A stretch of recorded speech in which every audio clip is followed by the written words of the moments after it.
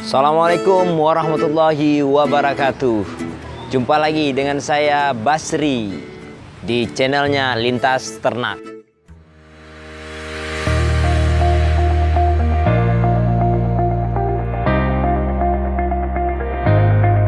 Ya, hari ini cuaca sedikit mendung dan angin sedikit kencang, tapi tidak menurunkan semangat kita untuk membuat konten. Tema hari ini kita akan mengunjungi salah satu kreatornya Lintas Ternak. Kita akan mengunjungi dia dan melihat apa yang diternak oleh kreatornya kita, ya, yaitu saudara Taufik Mustafa.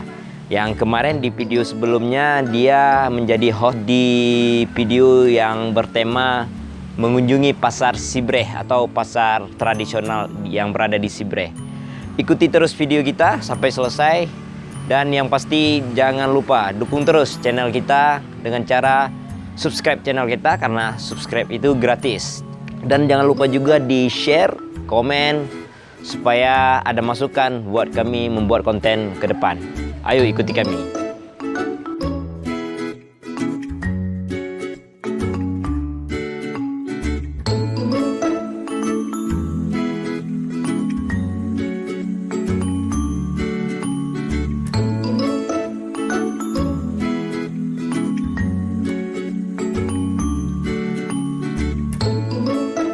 Oke teman-teman Lintas Ternak, kita saat ini sudah berada di tempat peternakan ikan hias yang dimiliki oleh saudara Taufik Mustafa.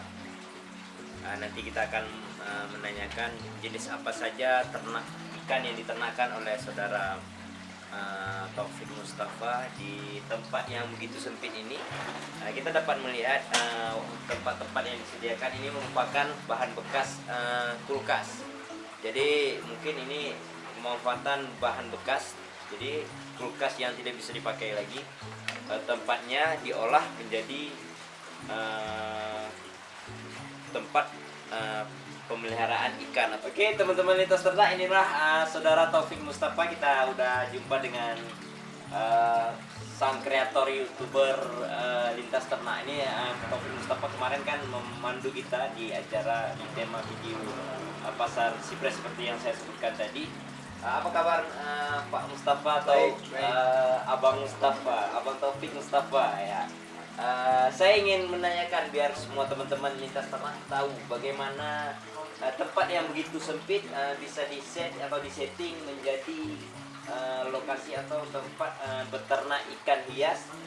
Dan saya lihat ada banyak jenis yang diternakkan di sini. Bagaimana cara atau ininya Pak? Ya, awalnya kita mensiasati tempat yang sempit ini supaya bisa kita lakukan peternakan ikan hias. Sebenarnya mengenai wadahnya itu kita pilih kulkas bekas karena memang tersedia di daerah kita. Kulkas bekas ini dia tahan lama, kemudian mudah untuk dipindahkan karena tempat kita sempit, mungkin perlu pindahkan ke sana lagi. Kemudian membersihkannya juga sangat mudah karena bagian dalamnya itu sudah dari plastik.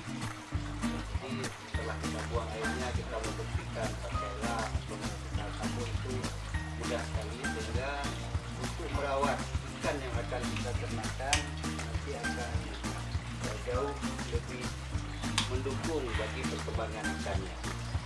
Jadi di sini ada beberapa kulkas. Ini kami beli di sini seharga 10.000. Murah ya? Ya, kita beli di tempat barang bekas. Ini 10.000 dengan harga sama atau ukuran bagaimana? Enggak, kita beli sama. Oh, yang besar ini 10.000 juga? Ya, yang besar itu 10.000 karena ini memang setelah diambil order bill-nya oleh para pedagang loakan atau barang bekas itu tidak digunakan lagi. Jadi daripada dibuang, mereka bersedia menjual kepada kita seharga 10.000. Mungkin di tempat-tempat tertentu yang lebih tinggi permintaan ikan kulkas bekas ini harganya bisa mencapai 30.000. Tapi 30.000 pun masih tergolong murah karena dia tahan lama untuk tahan beberapa kali panen, mungkin sekitar 4 sampai 5 tahun dia tahan. Sementara kalau dengan 4 sampai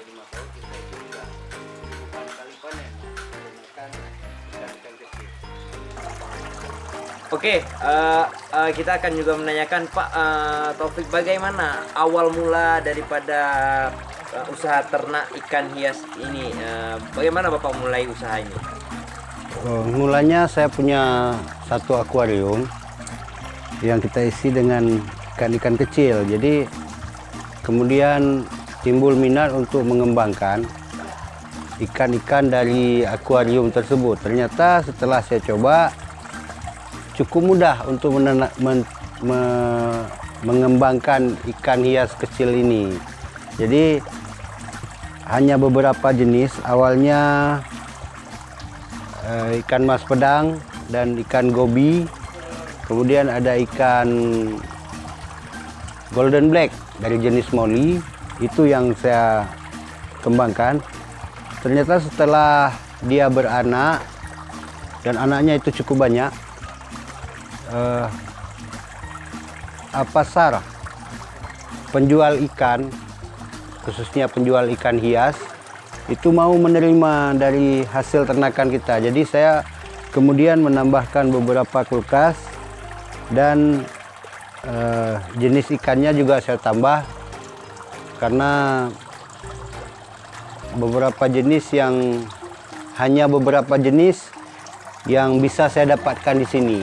Jadi di sini saya sudah punya lebih kurang 6 sampai 7 jenis. Itu ada red zebra, ikan golden black, molly. Kemudian seperti yang di depan kita ini, ikan komet. Itu ikan mas pedang.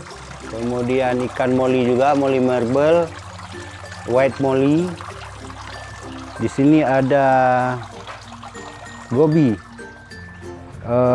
Red tail, jenisnya red tail, dan ini anak mas pedang, dan yang lainnya itu komet dan ikan koi. Yang komet ini ya, saya melihat ini sangat banyak anak ikan komet yang ada di dalam kulkas ini. Yeah. Ini bagaimana tahapan peternakan atau jadinya dengan jumlah yang banyak seperti ini? Dia berkembang biaknya bagaimana? Pertama sekali kita tentukan indukan komet yang akan kita pijahkan. Itu induk betina dan jantannya. Biasanya saya memasangkan 3 betina untuk 1 ekor jantan. Jadi nanti kita buat di kolam yang airnya cukup bersih. Kemudian kita kasih tanaman air, boleh eceng gondok seperti ini, atau tanaman apapun yang punya akar serabut yang bisa untuk tempat menempelkan telur komet tadi. Saat dia sudah mulai bertelur, itu ikan jantan dan ikan betina akan sama-sama memancarkan telur dan spermanya ke eceng gondok yang kita tempatkan. Sel seperti ini. Nah, nanti akan terlihat butir-butir telur, mirip telur kodok kalau kita lihat. Nah, kita ambil eceng gondok yang sudah ada telur ikannya, kita taruh di kolam kosong yang airnya cukup bersih. Nah, kita tinggal hanya menunggu saja, menunggu sampai ikan itu menetas. Kira-kira 3 sampai 4 hari ikan sudah menetas. Kemudian buraya ikan itu sampai 3 hari tidak perlu diberi makan. Selanjutnya di hari keempat kita baru memberikan. Kalau saya di sini saya kasih kuning telur. Kemudian pelet ikan yang kami pakai pakan udang jenis PF 100. Dia bentuknya seperti tepung, jadi mudah untuk dimakan oleh anak ikan. Selanjutnya ya kita kasih makan kayak seperti ini udah umur lebih kurang 2 bulan. Untuk satu indukan itu bisa mencapai 200-an anaknya. Jadi sekali pemijahan dengan 3 induk betina dan 1 induk jantan, lebih kurang 300 sampai mungkin 700-an. Nah, jadi itu perkiraan saya saja, 300 sampai 700 anakan yang bisa kita besarkan dari komet ini. Kemudian dia diterima di pasaran untuk yang umur 2 bulan, kalau di sini 1 ekor 1.000. Tapi kalau dia sudah umur 3 sampai 4 bulan tergantung besar badannya, itu bisa 2.500 per ekornya. Jadi mendengar penjelasan bahwa satu induk bisa menghasilkan tadi berapa Pak? 300 sampai 700. Bukan, 3 induk. Satu induk sampai 200 lah. 200.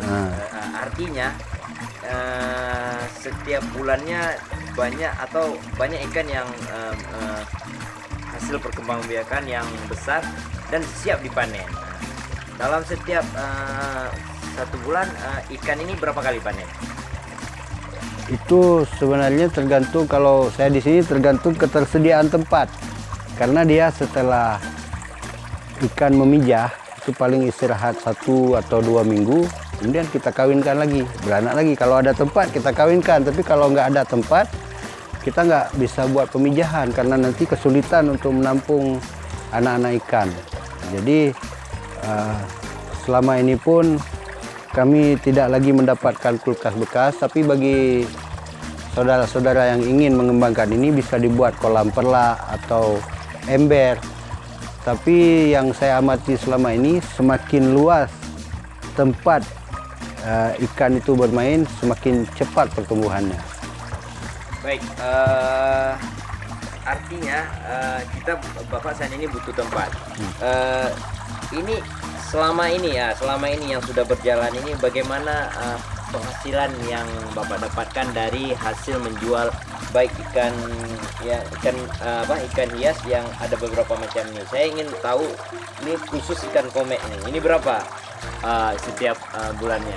Ikan komet ini dengan jumlah yang ada pada saya, dari ikan komet saja setiap bulannya mungkin rata-rata 150.000 sampai 200.000.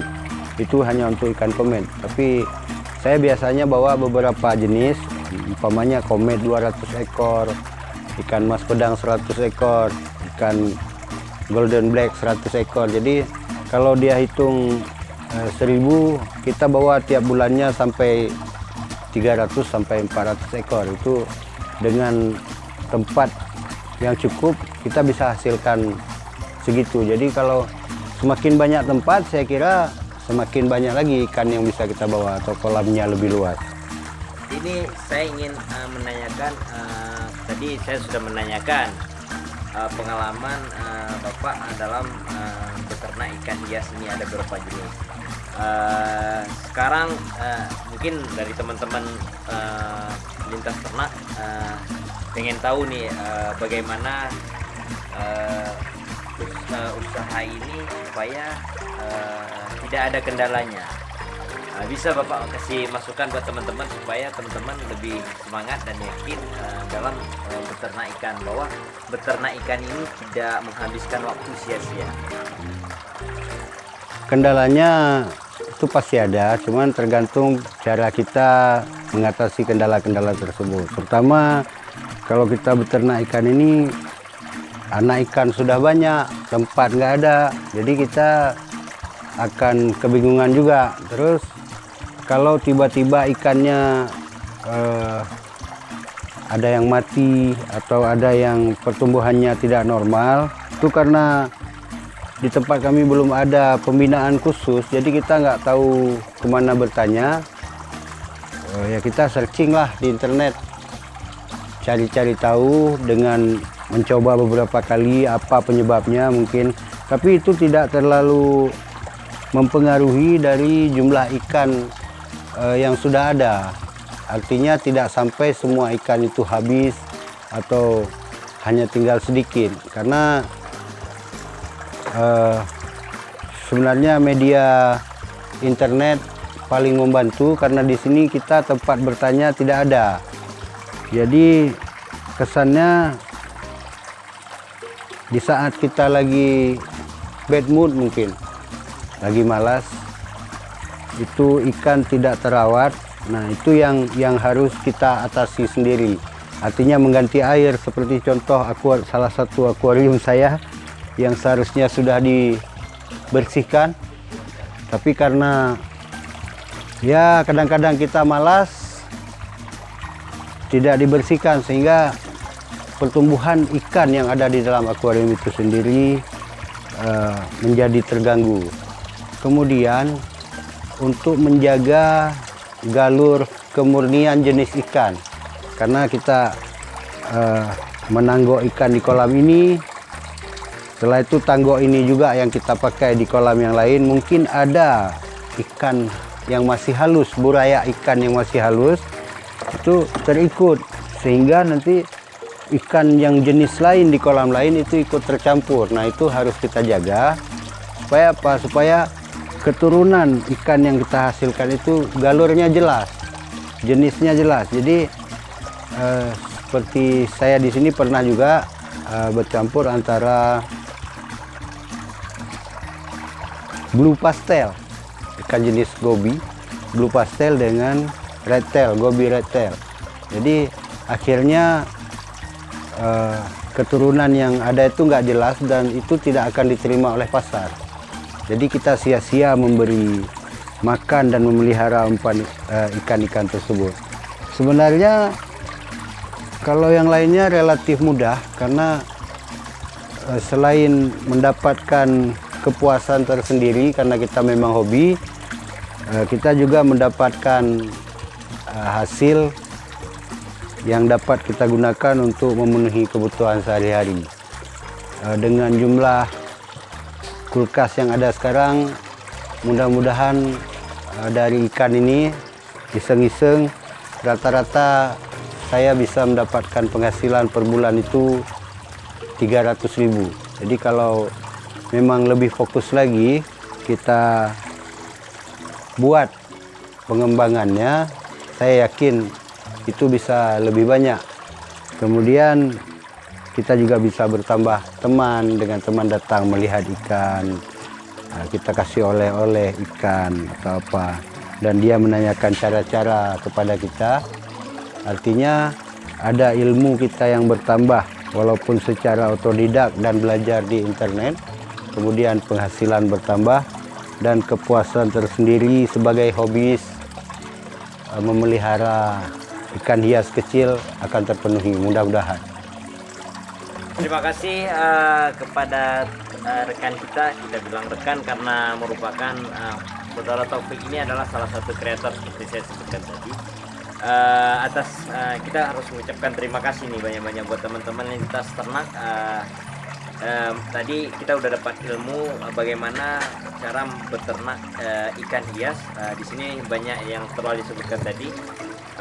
Jadi nonton terus video kami, video kita, dan dukung terus. Jangan lupa share sebanyak-banyaknya, komen, like, dan jangan lupa yang paling terpenting yaitu subscribe, karena subscribe itu gratis ya kan. Ya, terima kasih, semoga bermanfaat video kali ini. Assalamualaikum warahmatullahi wabarakatuh.